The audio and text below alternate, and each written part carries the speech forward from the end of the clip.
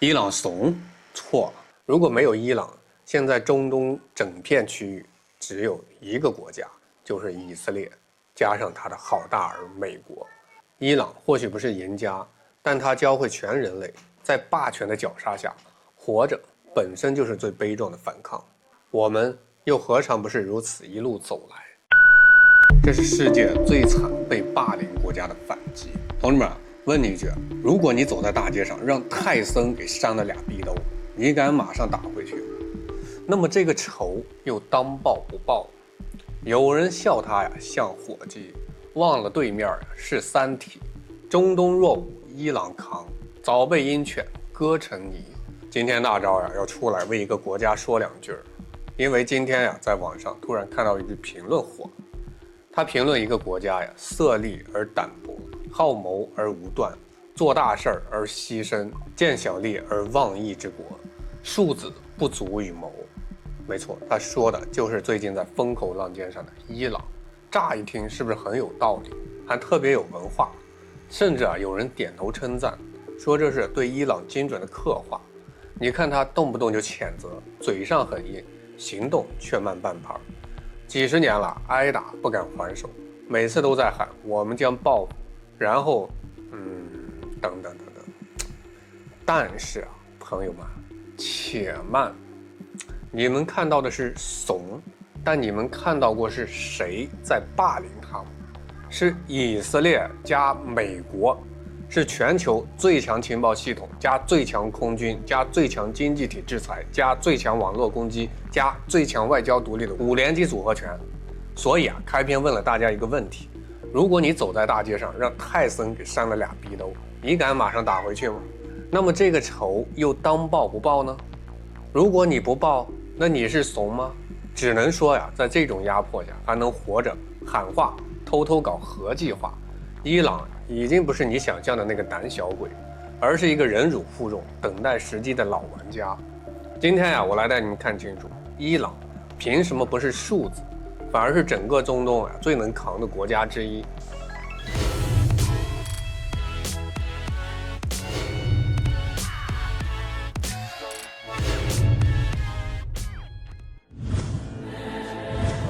大家好，欢迎来到老友记，我是大钊。欲知其一必晓其全。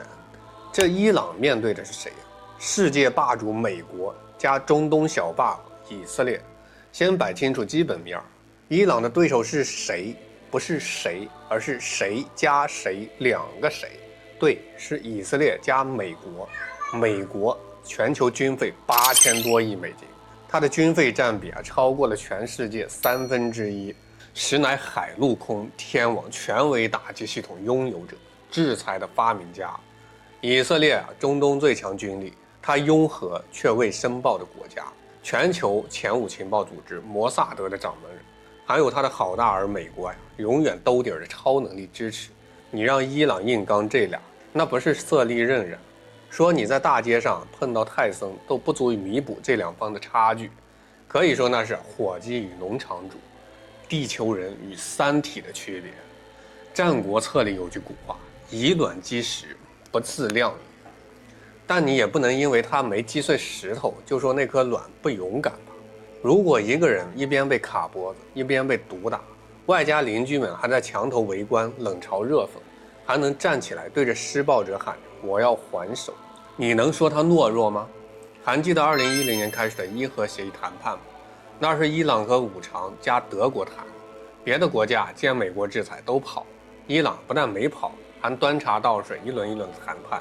你说他想跪，其实人家是我知道硬刚没用，我要先苟入再谋局。第二咱们再说说这伊朗是抗压王，不怕制裁，只怕没有话语权。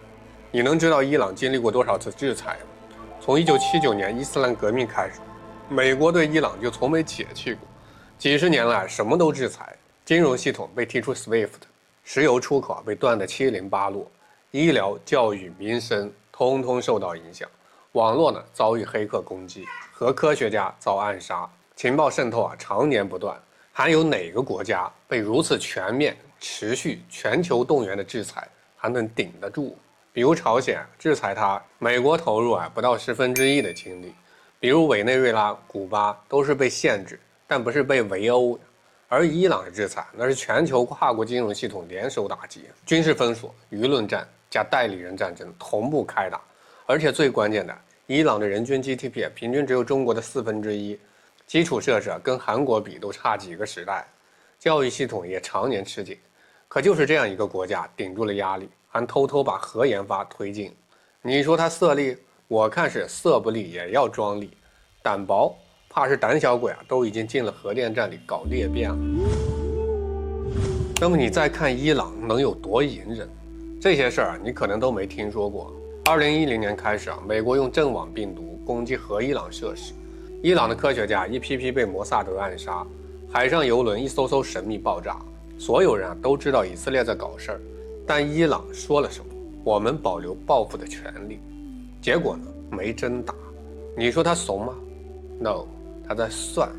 2020年，美国暗杀伊朗革命卫队的苏莱曼尼，几乎等同于直接宣战，全网都等着伊朗开战。结果他只是发射10几枚导弹，炸了驻伊美军基地，搞个对等回应。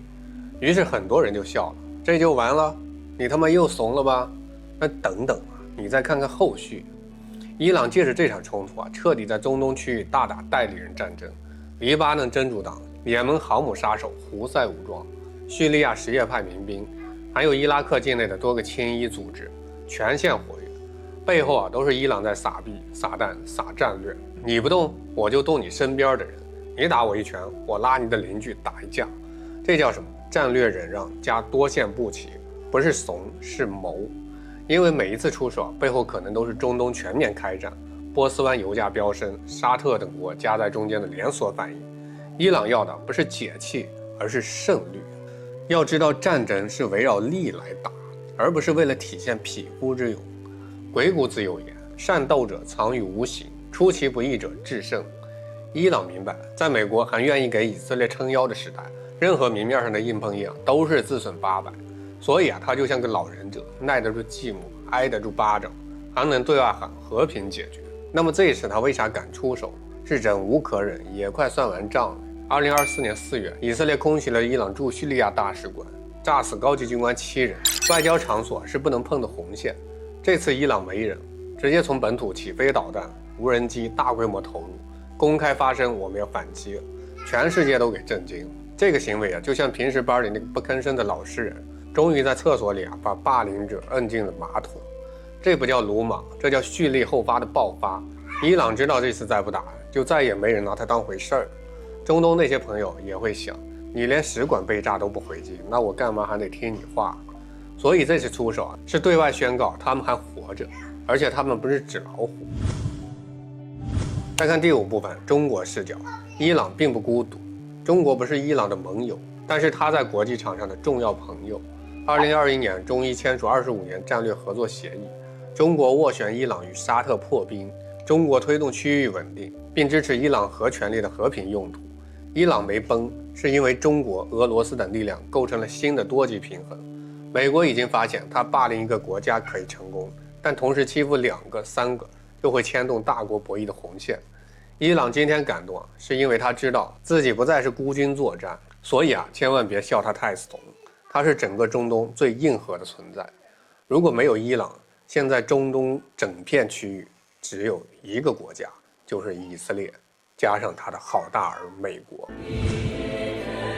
有人说伊朗就是那种嘴上狠、话最多、行动最拖拉的国家，但真正看懂历史的人都会说，伊朗是最明白时机大于姿态的老玩家。中东几十年乱局不是靠怒气跟弹道导弹就能解决的，是靠战略、谋局、时间。你看到的是暂不还手，但背后藏着如何避免被灭国。你看到的是嘴硬，但他其实在撑到世界秩序开始松动。今天的伊朗也许依旧脆弱，但绝不是懦弱。它是现代国家中极少数能在全面霸凌加长期孤立加区域敌对加技术封锁中依然保持主权、自尊还敢发声的国家。这不是怂这是不认命。正如《资治通鉴》所言，人有耻则能。不像有些国家什么还没干直接就跪了。所以这伊朗之耻不是不敢打，而是被世界当成应该被打。有人说伊朗庶子不足与谋，但历史会记住，当超级大国用制裁勒紧他的喉咙，他用浓缩铀技术发出怒吼；当斩首导弹刺向他的心脏，他用百枚火箭宣告虽弱必战。这个世界从不同情跪着的弱者，只敬畏站着的斗士。伊朗或许不是赢家，但他教会全人类，在霸权的绞杀下，活着本身就是最悲壮的反抗。我们又何尝不是如此一路走来？